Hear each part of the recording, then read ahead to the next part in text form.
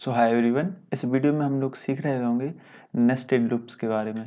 जानेंगे nested loops होते क्या हैं और एग्जाम्पल देखेंगे और साथ ही साथ वर्किंग देखेंगे कि किस प्रकार से नेस्टेड लूप वर्क करते हैं। सो सबसे पहले नेस्टेड लूप को जानने से पहले हम लोग पढ़ चुके हैं नेस्टेड इफ एल्स के बारे में। नेस्टेड इफ एल्स क्या होते हैं? किसी एक इफ के अंदर एक दूसरा इफ आ जाए तो हम उसको नेस्टेड इफ बोलते हैं। उसी प्रकार से यदि किसी लूप के अंदर दूसरा लूप आ जाए या फिर एक से अधिक लूप आ जाए तो उनको बोलते हैं हम nested loops. So a loop inside another loop is called nested loop. So this is the basic definition of nested loop. And let's see the example of nested loop. So the most famous example of the nested loop is clock. Yes. So now अब जैसे एक clock है तो उसमें क्या होता है, जो मिनट की सुई है वो एक बार राउंड लगाने पर, एक साइकिल लगाने पर क्या हो जाता है, 1 घंटा हो जाता है। और जब सेकंड की सुई होती है वो एक राउंड लगा लेती है तो 1 मिनट हो जाता है। तो जब सेकंड की सुई जब 60 राउंड लगा लेगी तब क्या होगा, 1 घंटा होगा। तो इस प्रकार से क्या है, नेस्टेड लूप है। जब एक राउंड पूरा करेगी ना सेकंड वाली सुई तो 1 मिनट होगा, और जब मिनट की सुई पूरा राउंड करेगी, एक राउंड कंप्लीट, तो हो जाएगा 1 घंटा, और जब घंटे की सुई एक राउंड कंप्लीट करेगी तो हो जाएगा 1 दिन। तो इस प्रकार से ये लूप्स हम समझ सकते हैं, नेस्टेड लूप। अब इसकी यदि हम वर्किंग की बात करें तो इसके लिए हम चलते हैं बोर्ड पर और एक एग्जाम्पल लेते हैं। सो यहाँ पर मैं एक लूप का एग्जाम्पल लेता हूँ, किसका, नेस्टेड लूप का। सो सबसे पहले एक फॉर लूप लगाया। अब वाइल लूप के अंदर भी वाइल लूप ले सकते हैं, फॉर लूप के अंदर भी वाइल लूप ले सकते हैं, बस वो लूप के अंदर दूसरा लूप होना चाहिए तो वो नेस्टेड लूप कहलाएगा। सो मैं यहाँ पर फॉर के अंदर फॉर ले लेता हूँ। सो यहाँ पर फॉर इंट आई इक्वल 0, और यहाँ पर आई को मैं 3 बार चलाता हूँ, एंड आई प्लस प्लस। सो यहाँ पर ये तो हो गया मेरा आउटर लूप। अब मैं इसका इनर लूप बनाता हूँ। Inner loop means nested loop. So यहाँ पर इंट जे इक्वल 0, और जे को भी मैं रख लेता हूँ less than 3, and J plus plus. इसके अंदर मैं क्या कराता हूँ, प्रिंट, सिर्फ मैं प्रिंट एफ करा रहा हूँ, किसको, हेलो को। सो यहाँ पर प्रिंट एफ हेलो और साथ में न्यू लाइन। सो यहाँ पर न्यू लाइन और यहाँ पर ये स्टेटमेंट टर्मिनेशन। अब यहाँ पर सबसे पहले क्या होगा, ये लूप रन करेगा। ये लूप रन करेगा तो आई की वैल्यू इनिशियलाइज होगी किसके साथ, 0 के साथ। सो आई क्या हो जाएगा यहाँ पर 0। अब यहाँ पर हमें कंडीशन पर ध्यान देना है। यहाँ पर ये क्या है, आउटर लूप की कंडीशन, और यहाँ पर ये क्या है, इनर लूप की कंडीशन। अब मैं यदि इसको रन करूँ तो यहाँ पर आई की वैल्यू 0, इसकी कंडीशन क्या है, इसकी कंडीशन है आई लेस देन 3। सो आई लेस देन 3, 0 लेस देन 3, अभी क्या है, 0 है आई की वैल्यू। अब यहाँ पर क्या होगा, जे इनिशियलाइज्ड विथ 0। अब जे की कंडीशन क्या है, जे लेस देन 0, सो 0 लेस देन 3। सो यहाँ पर अब ये स्टेटमेंट एग्जीक्यूट होगी। सो ये एग्जीक्यूट होगी, सो मेरे पास हेलो आ जाएगा आउटपुट में। अब जे इंक्रीमेंट होगा, तो जे इंक्रीमेंट हुआ तो जे पहले था 0, अब हो जाएगा 1। सो यहाँ पर फिर से कंडीशन चेक होगी। सो कंडीशन यहाँ पर क्या है, जे लेस देन 3, जे की वैल्यू करंट वैल्यू क्या है, फर्स्ट 1, सो 1 लेस देन 3, यस। सो मेरा हेलो फिर से प्रिंट होकर आ जाएगा। अब मैं यहाँ पर जे की वैल्यू फिर से इंक्रीमेंट हो जाएगी। सो 1 थी अभी, अब हो जाएगी 2, सो 2 लेस देन 3, यहाँ पर ये फिर से आउटपुट आ जाएगा।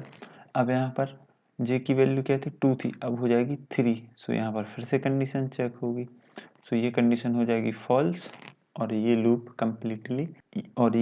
कंप्लीट हो जाएगा। अब क्या होगा, अब यहाँ पर फिर से जो आई था ये क्या होगा, ये इंक्रीमेंट होगा। सो आई पहले क्या था, आई मेरे पास पहले था 0, अब हो जाएगा 1। आई पहले था 0, अब हो जाएगा 1।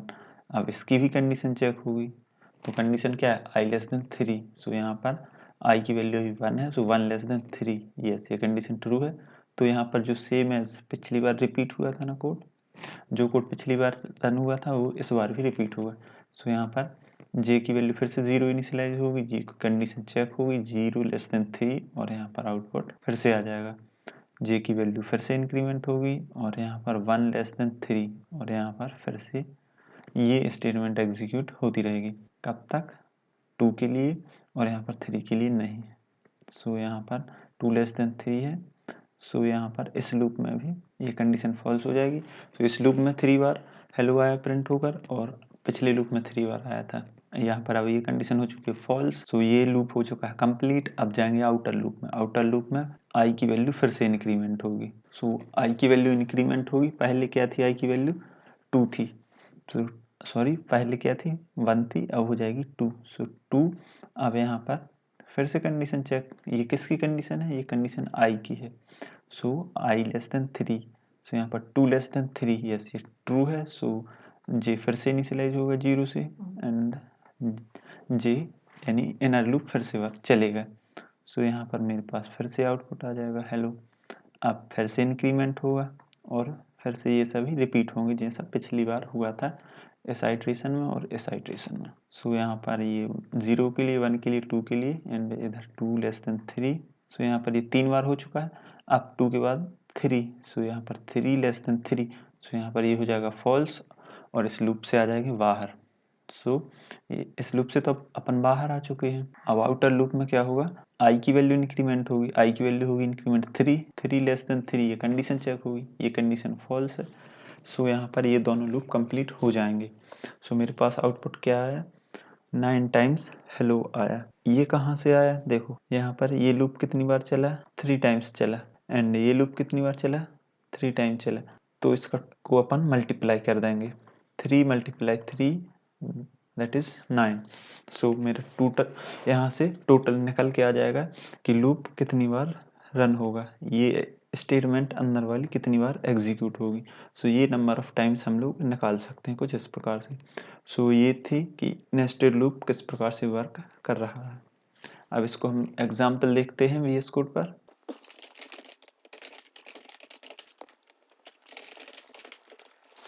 सो यहाँ पर मैं n की वैल्यू 3 रख लेता हूँ, या फिर मैं अभी इसको नहीं लेता हूँ, एक बार मैं लूप लगा लेता हूँ, फिर हम कंट्रोल कर सकते हैं।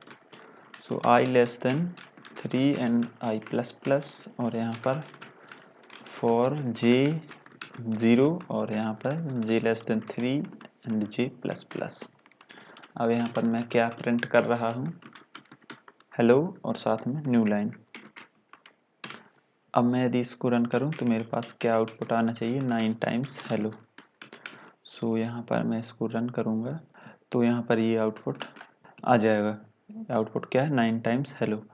अब इसको यदि मुझे काउंट करना है कि कितनी बार आया है, तो अभी तो मैं इसको काउंट कर सकता हूँ 9 टाइम्स आया है, या तो मैं इसको भी काउंट कर सकता हूँ 3 मल्टीप्लाई 3। सो मेरे पास आउटपुट क्या आ जाएगा? 9। और यदि मैं एक वेरिएबल लूँ काउंटर, और मैं उसको क्या कर दूँ 0 के साथ इनिशियलाइज करके यहाँ पर एक स्टेटमेंट मैं लिख देता हूँ C++। सो ये क्या करेगा? हमारे आइट्रेशन को काउंट करेगा। सो यहाँ पर C को भी प्रिंट करा लूँगा। सो मुझे ये बताएगा कि कितनी बार ये लूप चला है। सो यहाँ पर ये हमें बता देगा। यहाँ पर देख लीजिए आ रहा है कितनी बार? 9 बार। सो इस तरह से ये नेक्स्ट लूप है। अब यहाँ पर मैं यहाँ पर ये कुछ चेंजेस कर देता हूँ, तो इससे कोई फ़र्क नहीं पड़ेगा, सेम एज वर्क करेगा लूप पहले की तरह। यहाँ पर ये किसकी बॉडी है? ये इफ़ की बॉडी है। ये कौन सा लूप है? और इसको हम इनर लूप कहते हैं, और इसको हम आउटर लूप बोलते हैं। अब यहाँ पर यदि फॉर के बाद एक ही लाइन आ रही है, तो हम इनको क्या कर सकते हैं? ब्लॉक को हटा सकते हैं। सो क्या होगा? जो फॉर के बाद जो भी लाइन आएगी फर्स्ट लाइन वो हो जाएगी इस वाली फॉर की लाइन, और यहाँ पर इस फॉर के बाद जो भी आएगा फर्स्ट लाइन वो किस फॉर की हो जाएगी? इस फॉर लूप की हो जाएगी। सो इस तरह से हम लोग इन ब्लॉक को भी, लाइंस को भी रिमूव कर सकते हैं।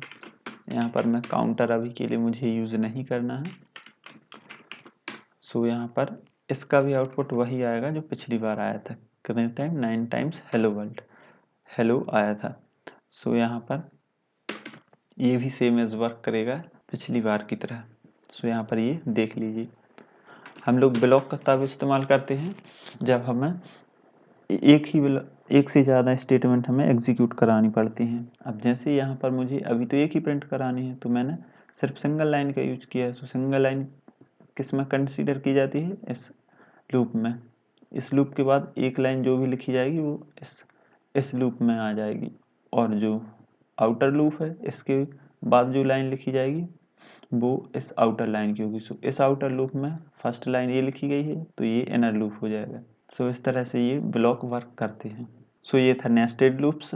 अगले वीडियो में हम लोग देखेंगे कि किस प्रकार से इस सॉलिड रेक्टेंगल को प्रिंट करना है हमें नेस्टेड लूप्स की सहायता से, और साथ ही साथ देखेंगे इस हॉलो रेक्टेंगल को किस प्रकार से, इस खोखले रेक्टेंगल को हमें प्रिंट करना है नेस्टेड लूप्स की मदद से। सो ये सारे पैटर्न देखेंगे हम नेक्स्ट क्लास में। Thanks for watching.